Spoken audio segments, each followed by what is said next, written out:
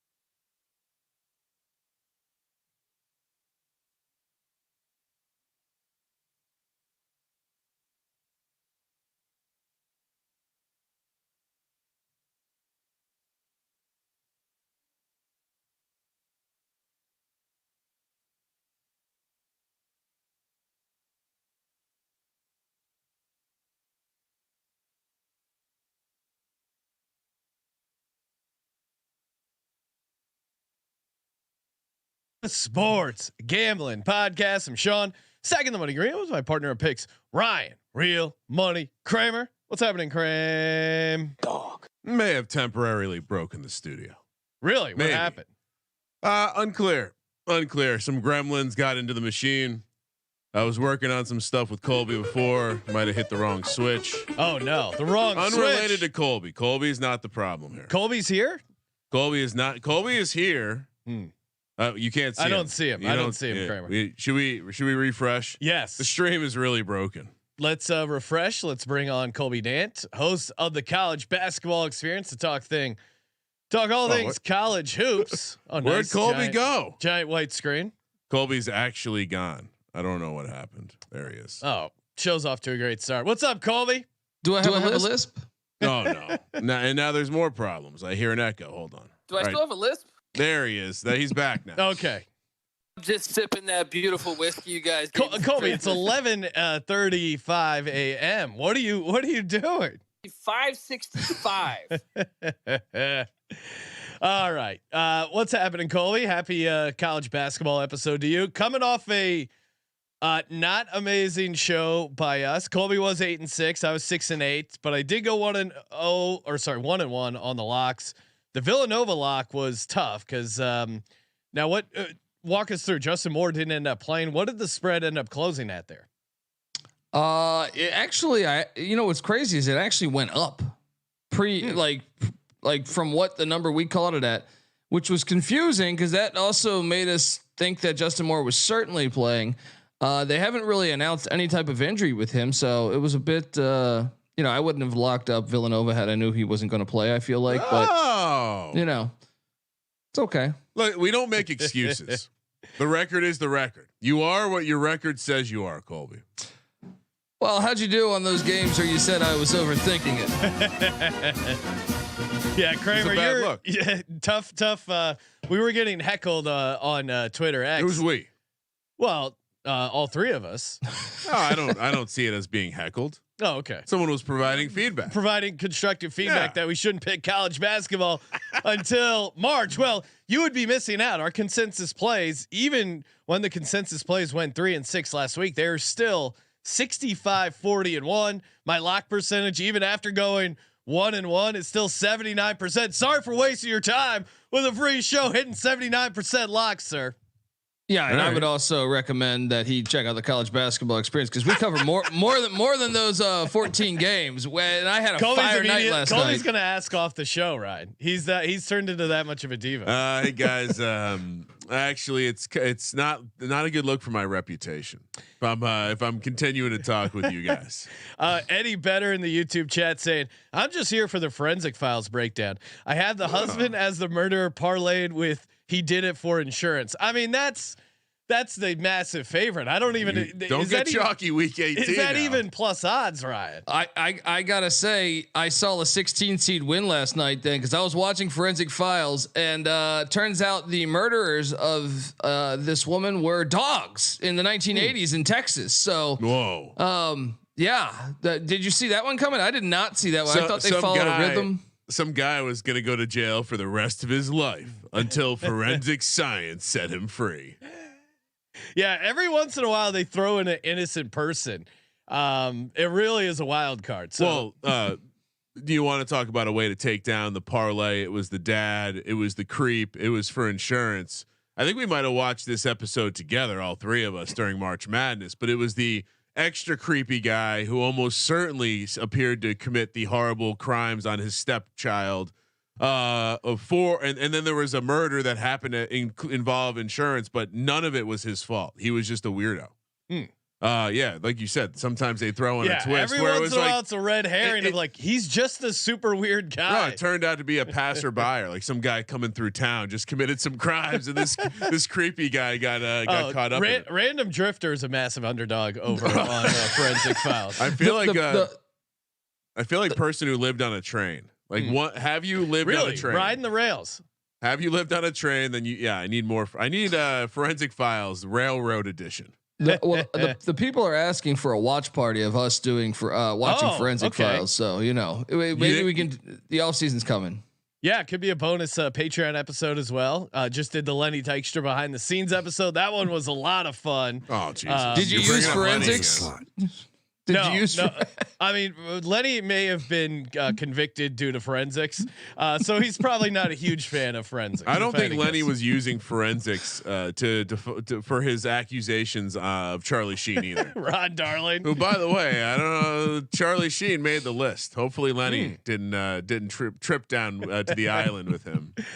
All right, we got a lot of college basketball to get to. Before we do that, of course, shout out to Little C's. Love me some Little Caesars. Little Caesars, of course, the official pizza sponsor of the National Football League. Fuck. Oh, that's looking fly. I'm looking like Colby over here. Little Caesars, love some delicious Little Caesars. I cannot wait till Saturday, Sunday. I mean, we're only, Ryan, a week plus out of Super Wild Card Weekend. Do you imagine how much Little Caesars you can eat with 6 standalone primetime NFL playoff games? Of course, you can order online during our Pizza pregame 1 hour before and 3 hours after NFL kickoffs, plus all day Sunday. You can get it delivered or in-store pizza portal pickup. Just get some of that pretzel-y crust. I mean, pizza's already awesome. Pretzel's already awesome. Pepperoni already awesome. The ultimate trifecta. Little Caesars pizza. Add a Forensic Files in there, and then you get the ultimate. Perfect pairing. Oh my god, got too many things. Ryan's going nuts over here. YouTube.com/sports gambling podcast. Get involved. What's happening? Terrell's in the chat. Trevor's in the chat saying fade UCLA. What do we got? What games were we breaking down, Kramer? A lot of them. Colby told us. I wanted Colby. Is this a direct quote? This is the best slate. I think he came over. He's like, "There's 45 good games on Saturday." Yeah. And I wanted to include. I wanted to include the Friday games because I know you guys will be in beautiful Las Vegas doing the Sports Gambling Podcast show on VSiN. Check it out, folks. But UConn is at Butler. You also have Illinois at Purdue on Friday. If you want a deeper dive on that, check out the College Basketball Experience. Another plug, Sean. He also plugged the VSiN show. He's just a plug machine right now.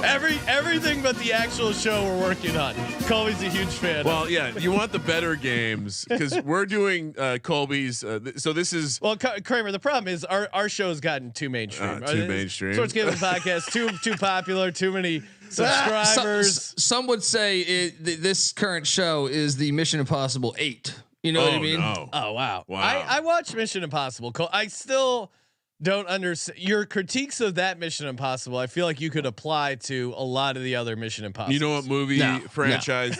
You know what movie franchise didn't create an 8th movie? Most of the shitty ones out there. That's which ones. Yep. Well, Ryan, I feel like you might be making fun of Fast and Furious, which is a great action movie franchise. No, definitely not. They also have gotten 8. Now that I think about it, I'm Kramer just does remind me of Jar Jar Binks. Listen, you can only make 8 movies if you're successful. Oh, okay. So you're saying it's a positive. All right. I mean, to be an action franchise and get to 8, it means your shit's good. And you realized at some point along the way that the movie you start. Why didn't they make a Rambo 8, Colby? No interest. That's true. I think they're on 7. I think 8's coming. Police Stallone's Academy. in it? So Police Academy is getting the credit there. Anaconda, I feel like, is on what, 5 or 6? No, Police Not Academy 8. Does not have 8. Yeah, they do, right? They have 8. Prove they just stopped numbering them. They just stopped numbering them. They just started doing Mission to Moscow and all this other crazy stuff. This is the best twist of Colby, that he's like a movie snob. He's a movie. The last film Mission snob. Impossible was shit. The one before was good. The one before was good. I'm not counting the Rambo animated series. The Rambo's only up to 5. Yeah. Last Blood. I mean, that's got to be the last one. I assume he dies. Again. What are you talking about? The second Rambo is called First Blood Part 2, which is hilarious. They never make sense, right? All right. Any other movie takes to offload? Either of you? The Bottom Line Bombs. I'm sorry. The Weekend More Bombs. plugs. The Weekend Bombs episode's coming up. Me and CJ do a deep dive on movies. So yeah. Is this an infomercial or is this a college basketball episode, Kramer? What's going on? I need to see him drive the boat, drive the Flex Seal screen door boat over the lake, Colby. Yeah, we need to get to the meme where it's the Flex Seal guy slamming the tape on, but the leak is our bad picks last week, and Colby just slapping on insane amount of plugs to patch it up. I listen to a lot of mixtapes. I know how to do that shit. Who is the coked up guy selling product? Oh, Billy Mays. God rest his soul. Oh yeah. We all thought that energy was natural. What a naive time we were living in. Yeah, I mean the whole industry would be better off if he was still alive. It feels like they cratered after now the Flex Seal guy's on top of the world. All right, let's talk. Go ahead. He does look pretty badass in the Flex Seal boat. Colby. One more plug. We need it. We need to combine. The Flex Seal guy needs a crossover episode with Forensic Files. Maybe like they could sponsor an episode of Forensic Files. Like he took her on a boat trip that would be her last on the Flex Seal boat. It would just be the crossover episodes there. Oh man, it was the Flex Seal guy. That's how they caught him. There were so many holes in the boat. It never leaked. There was nowhere for his DNA to leak out of. Product was it's just a big infomercial and he's good with it because it's selling more product. So he goes to jail for a little bit. He collects some checks. All right. Saturday morning basketball, Sean, which means we're going to have to curate our own Friday night action while we're out in Vegas getting some paper tickets. Who can forget last week when I dominated with the San Diego State money line over Gonzaga? That you two idiots were too elite to take the public school. Mississippi State. Now we head to Saturday. Columbia, South Carolina. In that episode. Columbia, South Carolina. You two are Utah and Syracuse. You two are turning into some excellent top shelf touts. Mississippi State, which by the way, Sean, Colby included the records in the old sheet. Now I like that. So if you are a sheet lurker, no animals in here now watching, but you now have the record. South Carolina. The Cox, they're 12-1. They're taking on Mississippi State 11-2. Nice little SEC matchup. SEC pivoting nicely into a basketball conference this year, Colby. Mississippi State -1 here on the road. These are Pick Dundee originated numbers, not real in the wild yet. So forgive him if he makes some mistakes. Don't take to social media and try to slander him. Tell him he should wait till March to start making picks. Mississippi State. Yeah, Colby, what are we thinking here? Lamont Paris in South Carolina have been a great story, and I know Tulu Smith is back from Mississippi State. This is a guy that was very good a year ago. He had missed a lot of the season. That's a big get back for the Bulldogs, but I'm just buying into the energy around this South Carolina program. I thought they did a great job. You know, it's funny. A year ago they had GG Jackson. They couldn't get anything figured out, even though he was a stud. And this year Lamont Paris hit the portal, brought in a bunch of mid-major vets, and it's paying off for him. I'm going to continue to ride these Gamecocks as they are 8-0 at home. Let's make it 9-0 at home. They're a veteran team. They shoot the three well. Let's go. Did I just hear Colby say he's going to ride these cocks? Pretty sure he said he's going to ride these cocks. That was he made a mistake there. You know, I share Colby's passion for the Cocks. Maybe it was a plug. Maybe there was. Hey, Colby, whatever the Cocks and you do at home, that's between you and the Cocks. But it's 2024, Sean. I think he's South Carolina at home has been a bucket. I mean, they haven't lost a game. Mississippi State does bring some good defense, and it is conference play. This should be a banger of a game, but how do you not take the home team here? Because you want to get frisky, and I want to get frisky, but are you really? Mississippi State, they lost to Georgia Tech on the road. Other than that, I mean, again, Mississippi State's a good program as well. This should be a good game, but I still think you just got to go home team here. I want to live and die with every offensive possession of this Mississippi State team as they show me how they have no clue how to run a nice offensive attack. I think my scouting report on South Carolina is they are an electric team when the 3-point ball is falling, and Mississippi State's one of the best teams in the nation defending the 3-point line. So to me, that gives me grave concern to want to ride South Carolina here. I think they do need it. I like Colby's energy and his angle, but when he starts with a coach handicap, Sean, you got to watch out. Danger. That's what he said about George Mason, LaSalle. But these are fair comebacks at me. But give me the. I would much rather spend my time riding on a bulldog than a cock. So I'm not at all concerned. Not at all concerned about the fact that Mississippi State can't shoot. No, that's what I just said. There's nothing more. No, but on the road it gets even better. There's nothing more electric than rooting for one of these athletes only team. We don't shoot. We don't play offense. We just play athletes. No, this is defense wins championships, Colby. Appreciate your follow-up. Yeah, but question. I mean, it's South Carolina's defense. It's not like they have a horrible defense. I get it. Mississippi State does have the better defense, but you look at some of their offensive rebounding percentage, some of the rebounding in general for the defense, like they should be able to hang, and all those missed shots are going to create extra opportunities for South Carolina. So I'm with Colby here. All right. Well, you know what happens when you two agree. Yes. Winners. Marquette heads to Newark, New Jersey, take on Seton Hall. And by the way, if you've never been to Newark this time of year, it's beautiful. Seton Hall catching 6.5 at home. Nice win for Seton Hall. Last time we covered thought you took Providence. I did. I was a Providence guy. I just had to motivate the Jersey legends to get up. Really a return to prominence for the state of New Jersey lately. Between Tommy DeVito, this Seton Hall program, Tommy DeVito's still alive. Rutgers, is he still alive? Unconfirmed. We'll see this weekend. Right. Remember when you thought you had a franchise quarterback in Tommy DeVito? Actually, go check the tape. I was never on it. I thought they should go back to Tyrod immediately. But yeah, very fun to have an Italian American be good at sports, and now they're not going to be good at sports again. Colby, Seton Hall.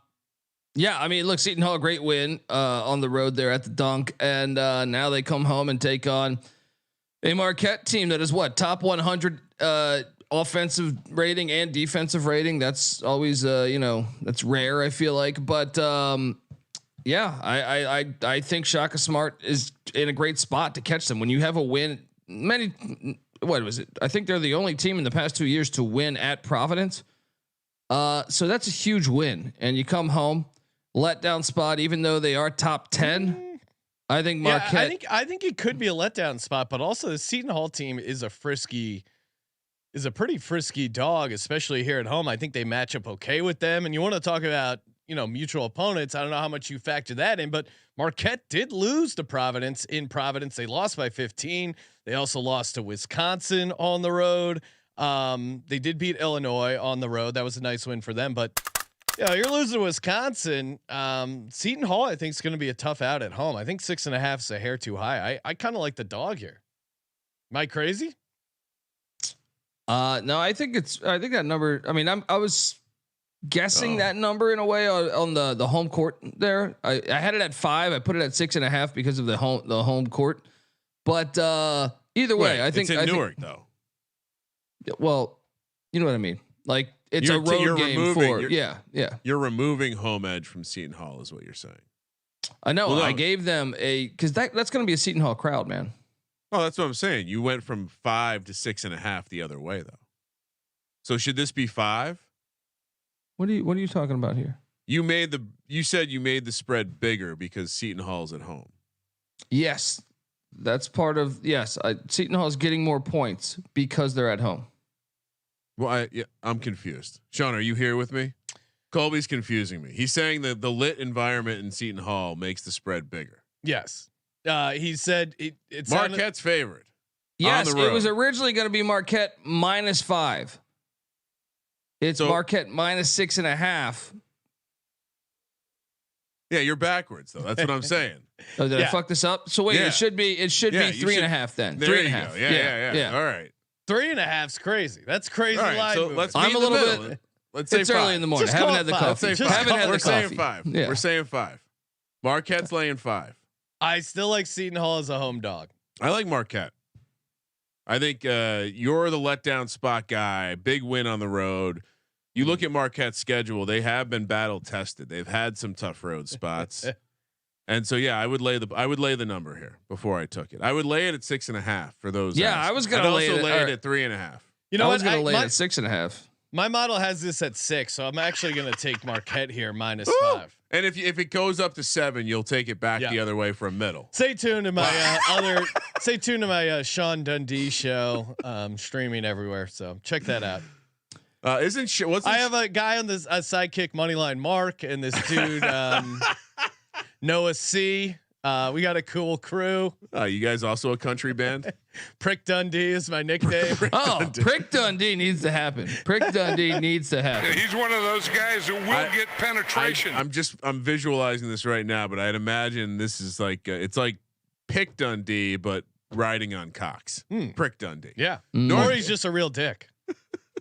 Yeah, both things can be true, metaphorically and physically speaking. North Carolina, they're heading to Clemson. Nice little ACC battle here, Colby. What will we do with all these great basketball matchups when the ACC is gone? And man, they're really jamming a lot of good games early in the morning. Clemson laying a point here, according to Prick Dundee. Maybe Prick Dundee is just the odds maker. Prick Dundee -1. I think I said this last time we were watching North Carolina in the office, but I continue to watch North Carolina. And I don't know if it's just like I'm predisposed to thinking that North Carolina should be better, but I find myself thinking this team is not that good. They've basically lost all the big tests with the exception of Tennessee and Pitt. Well, we're calling Pitt a good test. Tournament team a year ago. Yeah, I can't. Respect 13-point road win. And now you have Clemson, who again they seem to be resembling a good team, although they just dropped a game that we thought they might drop to Miami. Although I think I picked them because I was getting in my own head about this fucking Clemson team that I hate, but they're good. This team, they disposed of the horrors of Radford like I've never seen before. 93-58. I mean, Clemson coming off a loss feels like Clemson. Feels like a decent spot for them, right? I mean, Colby, what are you doing here? I think you got to take Clemson at home. Clemson is actually both these teams are kind of veteran teams, but I do expect this to be lit. That's something that we should highlight here is students still aren't back. So certain environments might not be as lit as traditionally, but I think Clemson, what else are you going to do in Clemson, South Carolina? You're going to show up to a top 25 matchup here and a top 10 opponent. Game. Yeah. So I do think Clemson, the fact they're a veteran team and the fact they just lost to Miami, I think they bounce back. I actually think they've played better thus far this season. If you've watched both closely, I think Clemson's been the better basketball team than North Carolina this year. Now, obviously, North Carolina's got the higher recruited team there, but I got to take the experience of Clemson in this spot. I mean, Clemson's almost hitting 40% from behind the arc, and you look at the UNC 3-point defense, not anything to write home about. I think they hit some of these shots at home. This game could get away from North Carolina. So yeah, I like Clemson a lot here. I'm gonna be really pissed if I choose to get on the Clemson bandwagon when they start to suck. But the what I was leading off with was basically I wanted Clemson to suck. They don't suck. Yeah, North Carolina. I was told they're going to be very good, and every time I watch them, they leave me with wanting more. So yeah, I guess I'll be on Clemson. This is horrible. I hate Clemson. The Clemson coach too. He just looks like I don't know. What do you call him, Colby? A dweeb? I use the term dweeb a lot. That would fit. That would fit. Yes, butt munch is more Prick Dundee. Moneyline Mac also pointed out it's a brutal stretch for Carolina. They got 3 road games, and this is a sandwich spot for them. Second game of 3 straight road games. This is just, I think this is a scheduled loss for UNC. All right. Give the Discord another one. Look at that back-to-back pick, Seton Hall and North Carolina. Those are quality squads. You'll be on Discord. Good luck. Kentucky heads to Florida, Gainesville, 9:30 on the West Coast. Florida laying a 1.5. So when does Coach Cal? Like when is the end for Coach Cal? I feel like we have to start that conversation now. How old is he? He's got time. Is this his last coaching job, you think? No, he'll be somewhere else. He's got years. What is he? How old is he? He's been coaching. He's let's see. A long time, dude. 64 years old. He's got another decade. Spry. All right, so the big spot for them, I would imagine. This is one of those. If you're really a basketball school, like you try to tell everyone, you gotta get this dub.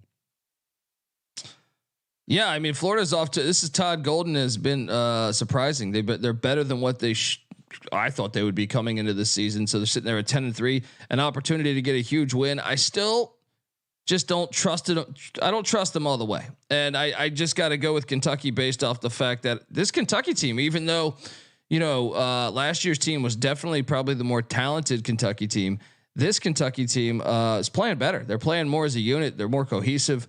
And that is all the reason for me. Florida still got to prove it to me in the Todd Golden era that they can win a big time matchup.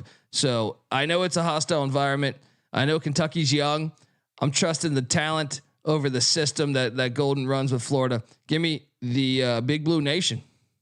I mean, Kentucky is a dog. I think I'm going to be on a lot, even in conference play on the road. Their offense is just pretty damn good. I don't know how you can slow down this Kentucky offense. Adjusted efficiency, they're 8th in the nation. Don't turn the ball over. Effective field goal percentage, 2nd in the nation in threes. Hit their free throws. Like they got a lot going for them.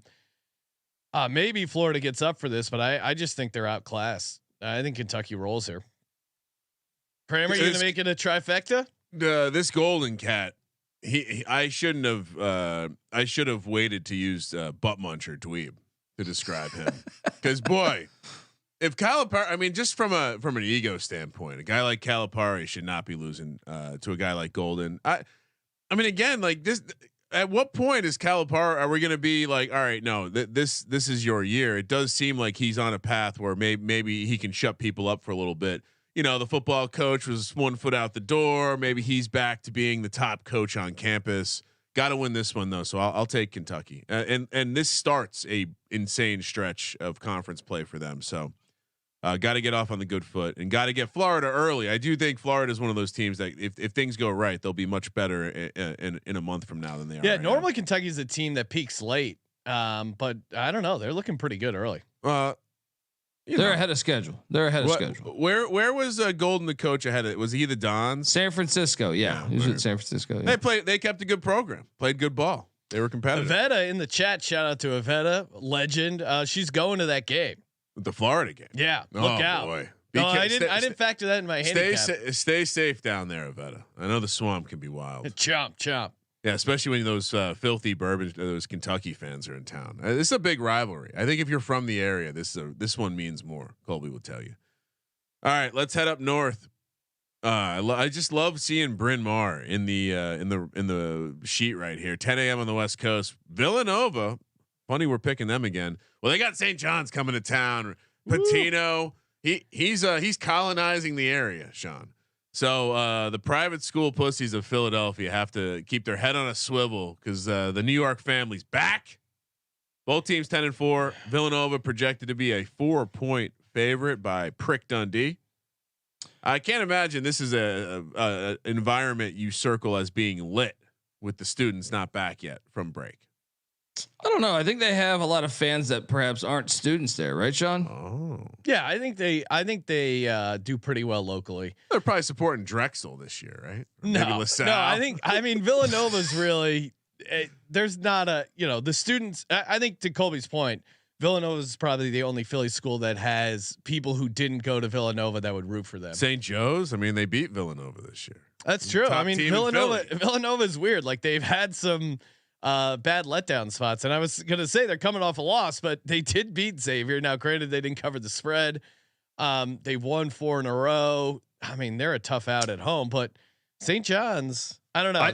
I feel like you need a couple more for St. John's. I just texted you guys something that I think is important regarding our handicap. If you look at where the stadium is, it is not far from Manella's Diner, I believe it's called.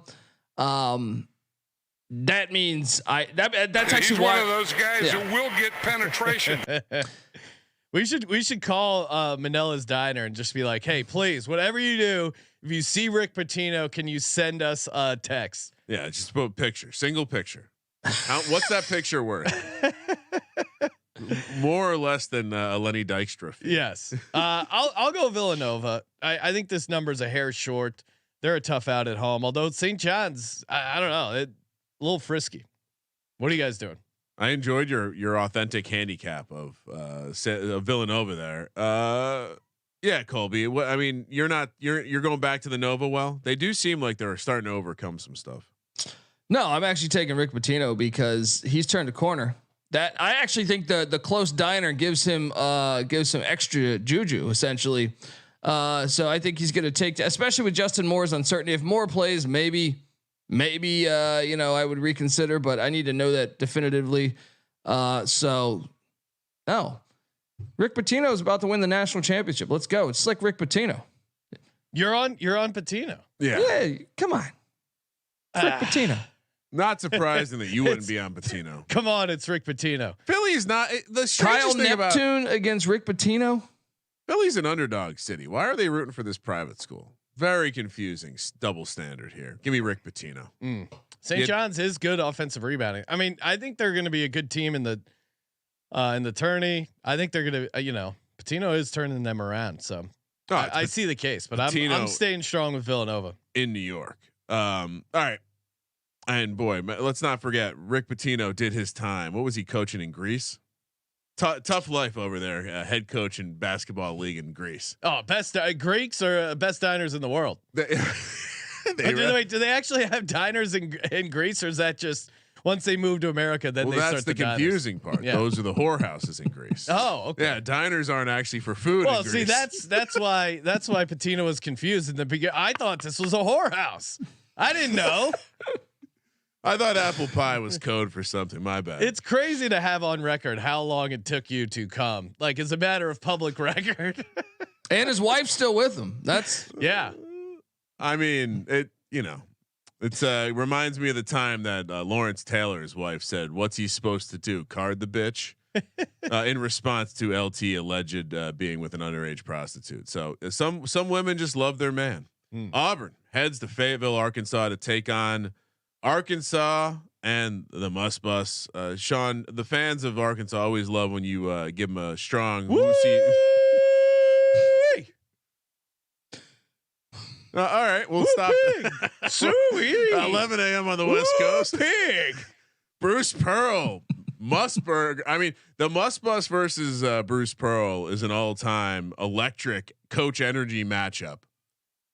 -4.5 on the road for Auburn here. I got to be honest. Juices have to be high when Bruce Pearl's in the building, and I don't know what to think about this matchup. I've kind of I'm starting to become an Auburn fan, unfortunately, and it makes me feel like I should take them on the road here. Colby, talk me out of it. Well, Eric Musselman, what happens in the new year? Every year after he gets 10 transfers on a 14-man roster, they normally start to get their shit together. And that is why I think Arkansas is the play here. This stadium's hard to go into and win too. I mean, how many Bobby Petrino might be there? He was at the last game, their last big game against Duke.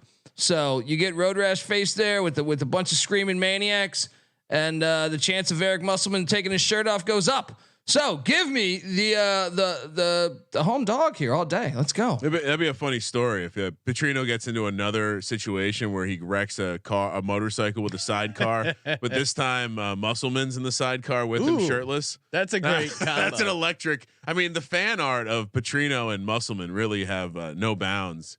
The only thing I have here is that in the only other road game they've played this year, they lost to App State. So Auburn first conference road game, first this real feels like road the perfect test. time to fade them, right? A little bit fraudulent, Auburn. Yeah, and Arkansas is coming together as a team. I think more and more with each given week. Kind of with Colby here. I do think Auburn's a very good team, though, and I do think they're going to be a team that's going to be like you're going to need to reckon with this team come March. But yeah, this just feels like first true road spot. Fade them. App State's not a bad you're right. team. They did lose to App State. App State's not a bad team this year, and Colby would probably take some disrespect in us saying so, but certainly the real test is here. And no, we'll Arkansas is going to get up for this game massively. So smash Arkansas. Yeah, and for those who are too live pig. Yeah, just we really do need to isolate all the various forms of you being in Arkansas. Pig. Sean does love bacon. Virginia heads to Raleigh, North Carolina, where NC State is laying 2 against the Fighting Wahoos. Still haven't quite figured out what a wahoo is. It's the fastest fish in the water. I don't think that's what they're referring to. Kramer tried to get cute and take Louisville against the. You mean Louisville? Louisville against Virginia. Virginia put it on them. Look, barely. NC State's a terrible institution. No one that's here we took them the other night and they should have lost the game outright.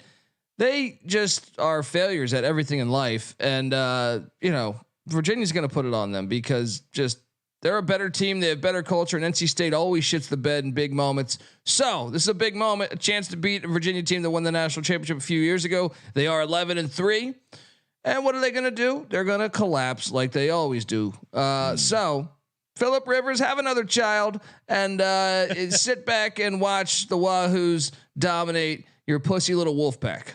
Oh, all right. Wow. There's a lot to unpack here. This Colby, felt emotional. This feels like some biased handicapping. It does. I think he hates NC State. He regrets and hates himself for taking NC State last time out. Yeah. That's what this is about. He watched the tape and he's embarrassed and he wants to make sure he never makes that mistake again. Defense travels. Virginia has a very good defense, and I think they can clamp down on the NC State offense on the road. I mean, 3-point, 2-point free throw. They're not really good at anything offensively. They got that pack line defense, and they're taking on this team they call the Wolf Pack with some little shitty little dog there on the sidelines trying to fake it as a wolf. Fuck out of here. All right. I think NC State's going to struggle to score. I think UVA. I'm with Colby. Now, granted, his blind hatred may taint this handicap, but I think UVA is the play here. Oh, come on. You got to handicap the handicapper here. And that was a handicapped pick by Colby. NC State, easy. The second he started talking, I realized, this is easy. I don't have to worry about it. Fade UVA. Bring up the handicapper parking placard for those who may have missed it on the NFL Pick Show. All right, but sorry, I think the only way I can do it is cover. It perfectly covers Colby's face. No, let's just do this next. Right, let's do the next game with the placard covering. All right, Colby. heading to Lawrence, Kansas. YouTube.com/sportsgambling podcast. Where Bill Self in Kansas, 12-1 on the year, take on TCU. Mr. I don't want to take Colby's opportunity to handicap the coaches here, but Kansas laying 8.5. I think this is an obvious spot. Colby, take it away. What's the handicap, Mr. Handicapper? The handicap is that Jamie Dixon has actually given the University of Kansas and Bill Self some fits over the years. So as much as I think last year's TCU team was a lot better than this year's TCU team, and their TCU still is 4-25 against the Jayhawks since 1952. Yeah. However, I mean, they've won what 2 out of the last 5, and even the losses were very close games with questionable calls. If you remember the one from last season, I believe in February, where Kansas escaped 63-58 on a questionable call there. And then you go back to the year prior. Kansas they split, but Kansas got to win 72-68. They've been close games, so I'm going to continue to ride that trend. Give me TCU and the points. Yeah, I don't. It's the points maybe a hair high, but I still think you got to take Kansas. I mean, we're Kansas at home in December. Not December, January. Even like non-March Madness, Kansas regular season at home. They're dominant. They're dominant straight up. They're dominant against the spread. I mean, nice win against UConn at home. I hear Colby out. I'm saying TCU's been frisky against them, but Kansas at home all day. Remind me, Colby. Pittsburgh ran Jamie Dixon out of town. Why? No, he left because TCU's his alma mater. Yeah, got it. So yeah, just thinking about how Pittsburgh. Jamie Dixon is the all-time find a way to get this man. I know he's clearly got his slick back hairstyle from a different part of the country, but get this man on the East, back in the Big East. And Kramer, come park in the handicap section. Kramer, what are you doing here? I mean, I know it's back it up, park it in this section. I know I'm don't with like Colby. it. Oh, you're going dog. Yeah. Oh, you're crazy. No, he's right. And Jamie Dixon is a man that I originally would just completely despised. But now that he's out of a good conference and he's into a subpar basketball conference, he's able to thrive, and he's doing a good job. And top dog in this conference is Kansas. People come after me. I got distracted. I don't know if this is true, but there's accusations that OJ Simpson donates to NC State. I might have to consider changing my pick. Maybe OJ can do some live streaming and let us know what's up. Sean, I was waiting for Colby. Looked like he was going to add something. I was going to say a friend of the program, OJ Simpson. Appreciate that. He donated some money to the College Experience YouTube page last night, and we can appreciate that. Very generous man. Well, where did his son transfer? He's still rocking at Colorado. KJ Simpson. Nice. he's doing Dion understands how to keep things prime. Going. Hey, have you guys signed up over at Underdog Fantasy? If not, what are you waiting for? Active in a ton of states. You can get down on their college basketball pick'em. Love this thing. You can put together some plays. You get some spicy plays in there. You can get all the way up to. I got something for you. $100. And speaking of $100. 100x promo code SGPN, get the 100% deposit bonus up to $100. Colby, what do we like tonight? Got Penn State, Michigan State. Noah Beanick's doing great work on the articles. Check out sportsgamblingpodcast.com. But Doug McDaniel, his boy for the University of Michigan, they're taking on the Minnesota Golden Gophers. Minnesota, a little bit of fool's gold. So McDaniel's played 7 Power 5 teams, and he's got over 17 points in 4 of those 7 games. But this time, I think Michigan's in a desperate spot. They've lost 2 in a row, so I think he gets higher than 17 points tonight. And also, let's go to Gonzaga. They've lost a couple in a row. Kramer was just touting San Diego State's win against Gonzaga. Right spot against Pepperdine. Yes, Graham Ike, higher than 15.5 points. This guy has kind of been killing it really since he's gotten more and more healthy. With the exception of the UConn game, he has just kind of been killing it game in, game out against San Diego State. He went for 20 and 10. The game prior against Jackson State, he did 22 and 11. So I like the higher on both of them. Let's go. Okay, so Doug McDaniel higher 17.5 points. Graham Ike higher 15.5 points. Crazy. Doug really spells his name D-U-G. Yes, he's he's kind of a legend. Is that some hippie thing? What am I missing? No, here? it's a Forensic Files. He's named after the place his dad no. Underdog Fantasy promo code SGPN. Get the 100% deposit match, and that 2-entry pick'em pays plus 300. So hopefully that hits. Let's go, baby. That is an interesting one though. You have to his whole life he's had to explain to people. Doug, like the thing you do in the dirt. Okay. Another good angle about Doug, and the chat's talking about this right now, is there has been speculation that he is academically ineligible after the semester, which is in 2 games. The new semester starts, so even more of a reason to jump on that. To jump on that. How can these So guys? silly. So silly. Yeah. How can you become academically ineligible? Like, they do your homework for you. Yeah. At Penn State, they had a place where all the football players would go, and they would just sit there, and then the tutors would type on the computer, and they would just sit next to them. Yeah. Or you could just ask Connor Stallions, who wrote a 500-page manifesto about how he's going to be the next Michigan head coach. I'm sure he would do your work for you.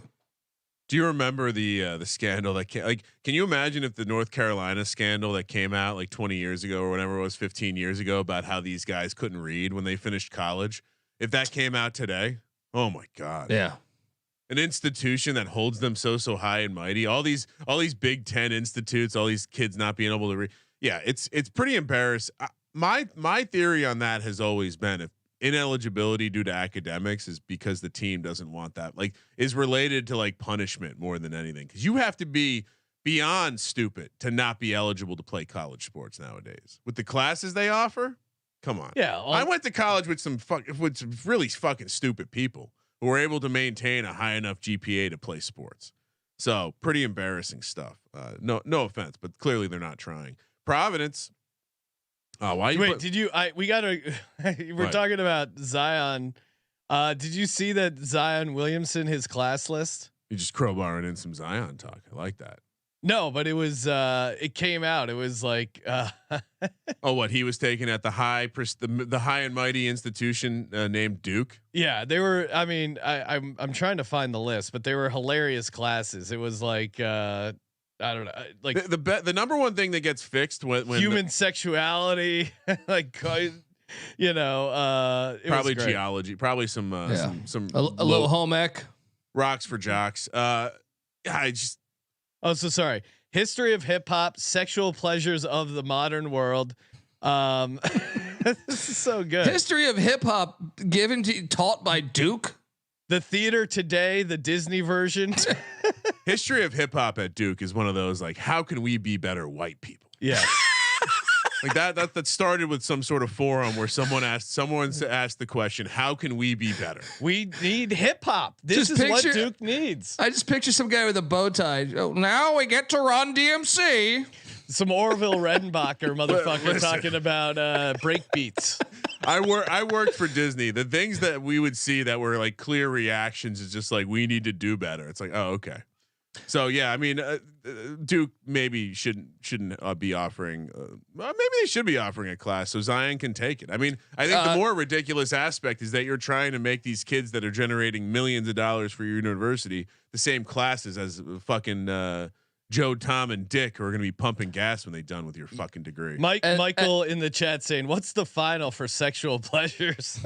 I assume it's how Zion got introduced to his professional lady friends. Sorry, I finished my exam too quickly. I'm gonna need to retake. Can I get a makeup exam on that one? And I know Clark's talking about it's taught by little ninth wonder of the group Little Brother, but I think he was at Harvard when Zion was there because he was teaching at Harvard. So you know, back then it was fucking Mark Allery. That's what they do now. They'll syndicate these types of classes too. So like that class can be taught at like these universities will partner with each other. Anyway, private school pussies, we stand strong against you. Providence, but by the way, also the Illuminati. Like, you guys are so high and mighty controlling the world, and meanwhile you're teaching classes about sexual pleasures. I mean, what that actually might prove the. Do they have a point where they just talk about and next chapter we talk Bobby Petrino? I just think about it's like the Chappelle joke where he's talking about the commercial teaser when they're talking about the Clinton stuff, and it's like after the break. All right, Providence heads to Omaha, Nebraska. Omaha to take on Michael Crichton and the Blue Jays. 10-4 Crichton. They usually are a tough ask for any team here in Nebraska. Quite west for the Big East. 8.5 points is the number. Tough news for the Friars. Bryce Hopkins, season-ending knee injury. Colby, is this number? Did you factor that in when handicapping this number? I tried to. It might be even more. I was trying to guess what they would do because obviously that news happened last night. Yeah. So when you plug in the number, it was originally Creighton -7. So then I was like, wait a second, right, they're at home, 9. and also it might even be more. It could be 10. I don't know, but something to monitor there. But yeah, I mean, how can you take Providence right now with that news? I'm all over Michael Crichton. Welcome. But it is one of those spots where they get up. Do they get up after a loss? And you see they've this lost all the 2 time. in a row. Creighton's lost 2 in a row, I believe, right? Okay. No. They beat Georgetown. Yeah. You get your mask off, Colby. We're deep. Yeah. Come on. We need to get Colby a tank of oxygen. Get him some air. Thin air's getting to him. He's got the bends. I was talking about Providence coming off that loss to Seton Hall. Do they bounce back? We see this all the time in sports where a star player goes down. Everyone realizes like, hey, we got to do more. This is a get up spot for the Providence Friars. I don't know. On the road at Creighton is a tough spot. Yeah. This and Creighton lost their last home game to Villanova. It's a get right spot in front of the good people of Omaha, Nebraska. Love the Omaha steak world out there. Let's go. It is tough to take Providence on the road. Yeah. First conference road game, second true road game. They lost the first one against Oklahoma. Only the third time they played a game outside of their home confines. They're 1-2 in those games. They've only beaten Georgia, who's not quite at the same level as Creighton or Oklahoma. So yeah, this is a lock. I'm going fade Providence. Well. Plus they bit me last time, so I'm not going back to that. Well, they need a timeout. Miami of Florida heads to Winston-Salem to take on Wake Forest. Speaking of private school pussies, Wake laying 1.5 here. Listen, Larinaga, I feel like another team where I don't want to like Miami, but I find myself liking Miami. They were good to us early in the season. They're still pretty solid. I don't quite understand the Wake hype. They've also been good, but I feel like I haven't watched them play good teams. They caught my Hokies during we'll just call it a down point in the season. I saw Sean Padula tweeted out that you got to keep tabs on who's in your corner when times are rough. That's never good for your point guard to be saying things like that publicly. So my instincts here are to fade Wake, but of course they're at home. Of course I always lean the home team early in conference play. Colby, Miami lost to Kentucky by 18 on the road. Yeah, but Miami it's different than Wake Forest though. Oh, I agree. Yeah, I mean Wake Forest is 8-0 at home. Steve, I do believe this is Steve Forbes' best team at Wake. However, Miami just won without Wooga Poplar. I think he's going to play this game if I had to guess. And I just buy into what Jimmy Larinaga is doing there. I think this team actually they kind of play similar styles. So I think it actually helps Miami even more. I think a lot of times Miami loses those games where they're fish out of water. They have to play, a different style than they're accustomed to. So, I'm on the Hurricane here. I think they can go in. This place shouldn't be lit. They don't really get up for, this isn't really a toxic environment to play. So give me the Hurricane. I know the only thing that's concerning is the fact that they just beat Clemson, winning a huge game. But I do think these are contenders. Like Wake Forest is good enough this year to contend in the ACC. So they should be paying attention to this game, and it's on the C-Dub. Jimmy Larinaga knows that this game is nationally televised on the C-Dub. So let's go. Give me the Hurricane. Does feel like the number is a bit short. How many students? I think Miami might be catching a few more points. How many students attend Wake Forest? Graduate and undergraduate. 25,000. Colby? No, it's something like 3,000 or something. Yeah, total students 8,900. Okay. So to Colby's not lit factor. Give me Miami. Ole Miss. Is this number short? I'm with you guys. I'm on Miami, but I think this is gonna. I think what it's do you gonna be think? a little higher. Okay. I got a 3.5. You think Wake's going to be a bigger favorite? Yes. Oh, okay. I like that. You're predicting the direction of the spread movement. Yep. This is sharp behavior. This is stuff you don't see at the surface. You got to dive down See what this 30, opens at. 40 meters to see what's going on. See what this thing opens at. Ole Miss, yeah, just like viewing a current underwater. Ole Miss, Chris Beard, undefeated, head to Knoxville, Tennessee to take on Tennessee. 10-3 for the Vols. Vols minus 12. Big game here. Big matchup. Big number. Colby. Yeah, and I think Ole Miss can cover it because they both play intense defense. So I do expect Tennessee to give them their first loss, just because this place will be lit because all of Tennessee, all of Tennessee thinks they went to the University of Tennessee. So I think you got to take Ole Miss in the points. So Chris Beard in a rock fight, I liked taking the points, even though I think Tennessee probably wins by 7, 8, 9, something like that.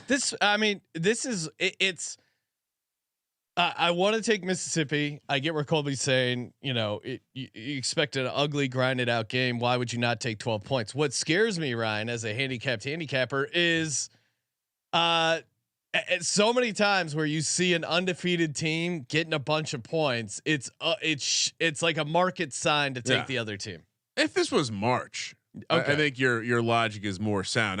I'm not saying I'm probably going to take Mississippi here. I'm laying out the case for how this could a little bit. Yeah, certainly. I don't think there's a ton of TMZ fans betting college basketball right now. I still think we're early enough in the year where you don't have to be too alarmed by that kind of stuff. 13 straight is the longest active win streak in the country, tied with two other teams. We talked about this last episode, maybe 2 episodes.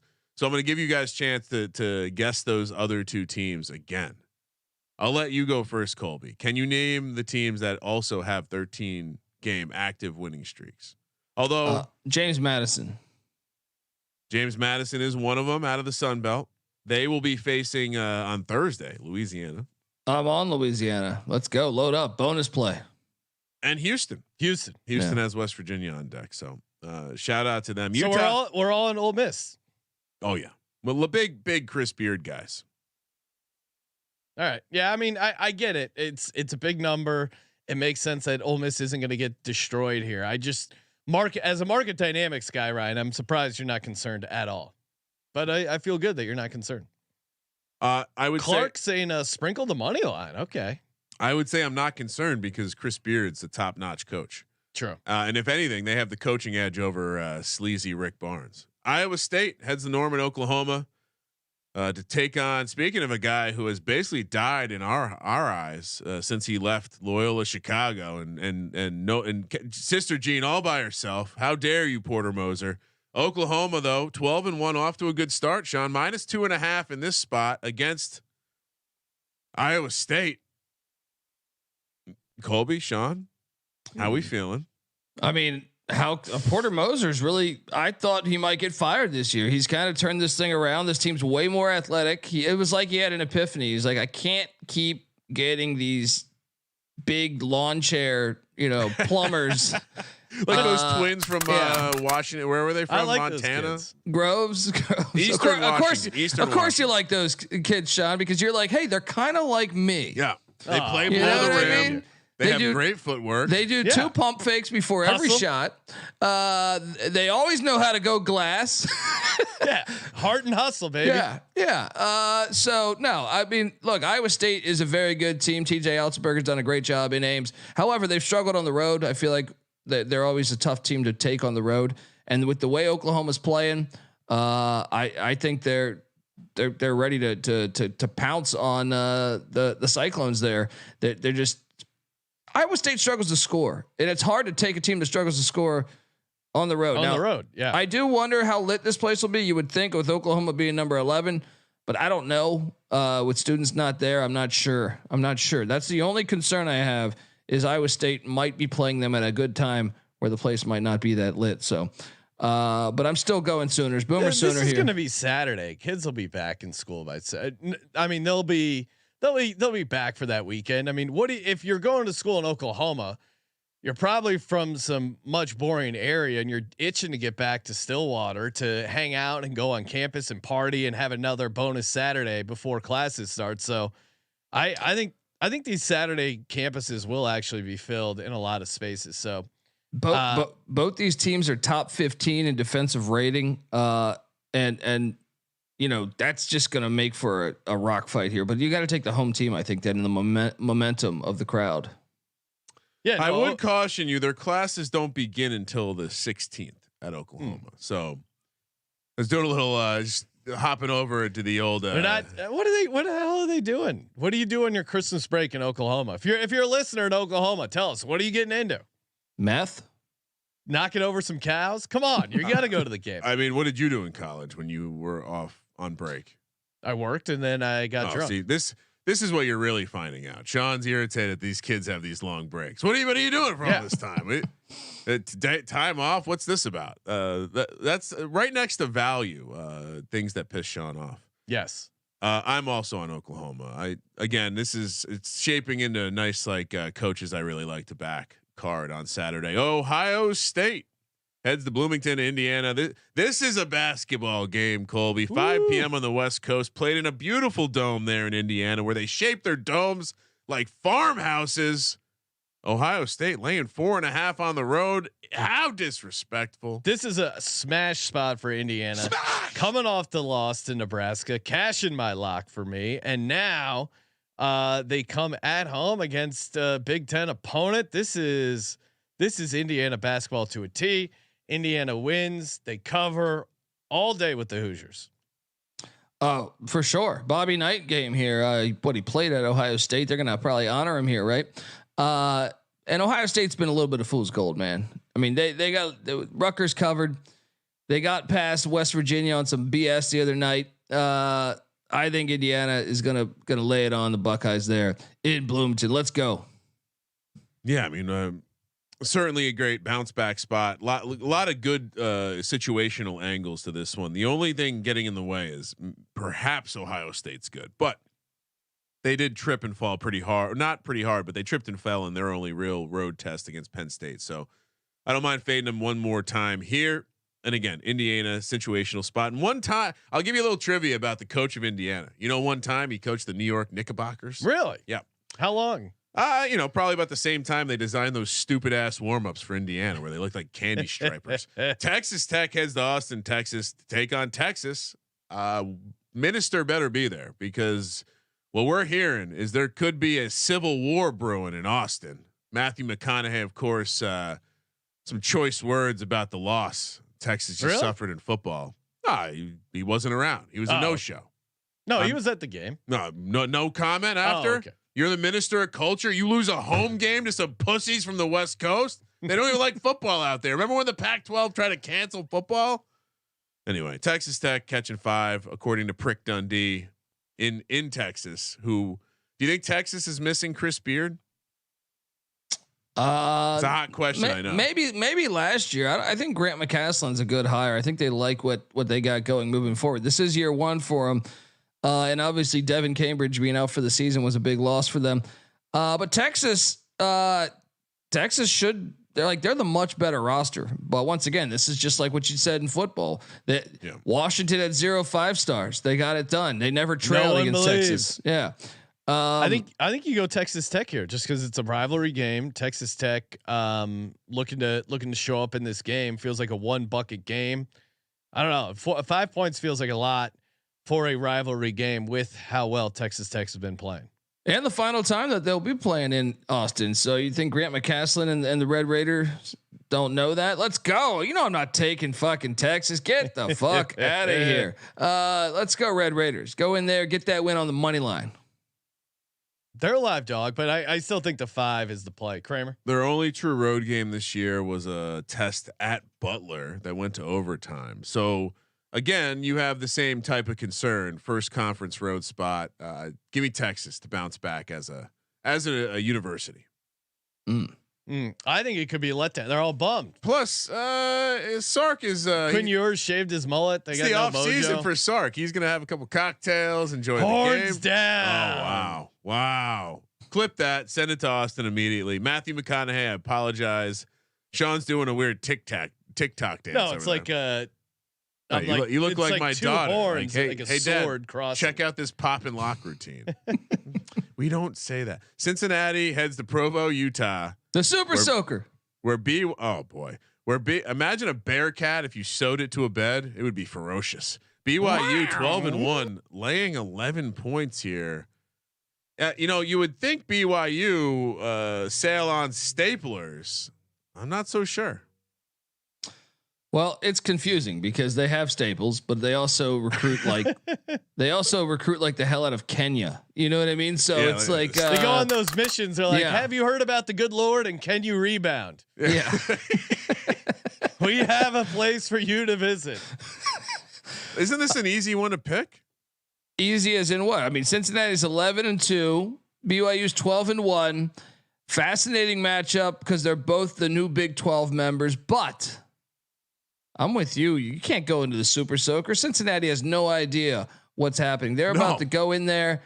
You know, the fans are going to be fucking bananas and be throwing batteries at them, calling them terrible names, all this crazy shit. Let's go. They've left the state of Ohio once this year to play Howard.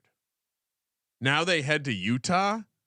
You think these city boys know what's going to hit them?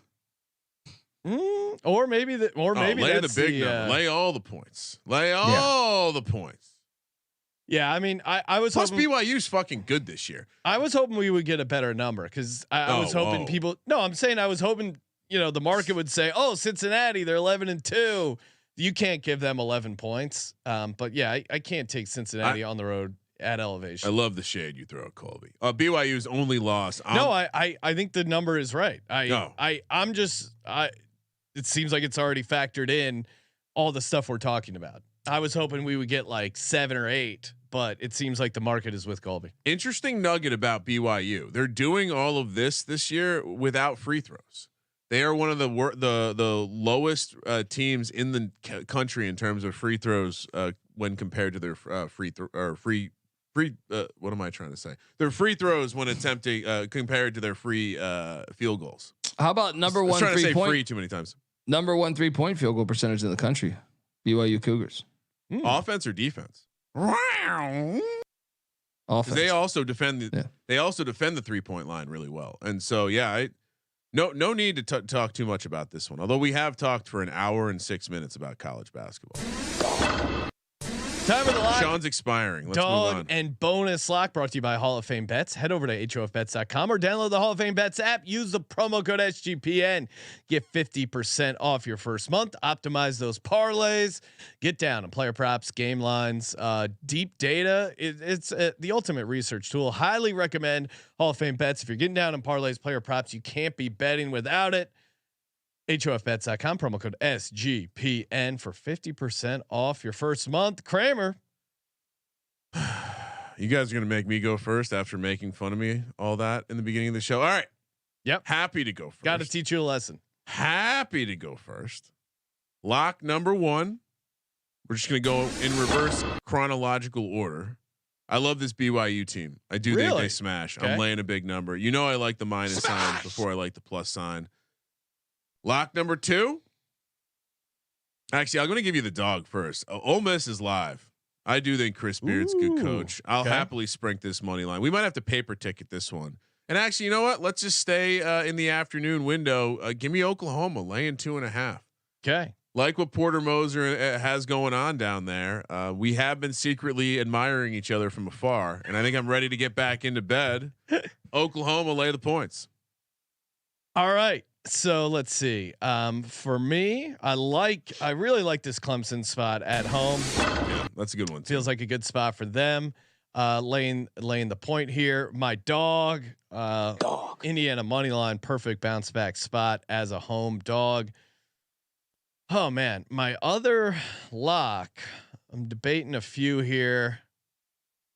Arkansas plus 4.5 feels pretty good. Yeah, we like Musselman. Yeah, I'm gonna go hop on the Muss Bus. Give me Arkansas plus 4.5 there. Smash. Little home doggy action. Oh, no. Colby, what do you got? Yeah, I'm with you with the Arkansas play. Give me Arkansas plus 4.5 as the lock. This bonus lock is Michael Crichton putting it on Providence. I can't do that against Providence. And the money line dog is the Indiana Hoosiers. Can I interest you in an Indiana Arkansas money line parlay? Do we want to do so? I like Indiana, Arkansas. Do we also want to put in Ole Miss in there as a round robin, or just Indiana, Arkansas? Keep it Indiana, Arkansas. Keep it simple. All right. So parlay is Indiana and Arkansas on the money line. Hey, we got some bottom line bombs coming up here on SGPN on the network very shortly. Stay tuned for that. We also got CJ and Colby on bombs down under. We got a lot of bombs. We got to call in the bomb squad. Clear out. Of course, subscribe to the Sports Gambling Podcast. Toss us a nice rating review. All these free content, all these free picks, an entire free network. Toss us a little 5-star review over on Apple Podcasts. Always appreciate that. Help keep the lights on. Check out all the sweet gear we got in the merch store. Thank you for participating in the Sports Gambling Podcast. And we'll see you later today for the prop show. For the Sports Gambling Podcast, I'm Sean, stacking the money green. He's Ryan. Nice job, guys. It's awesome to pick college basketball games in January with you. Kramer, let it ride.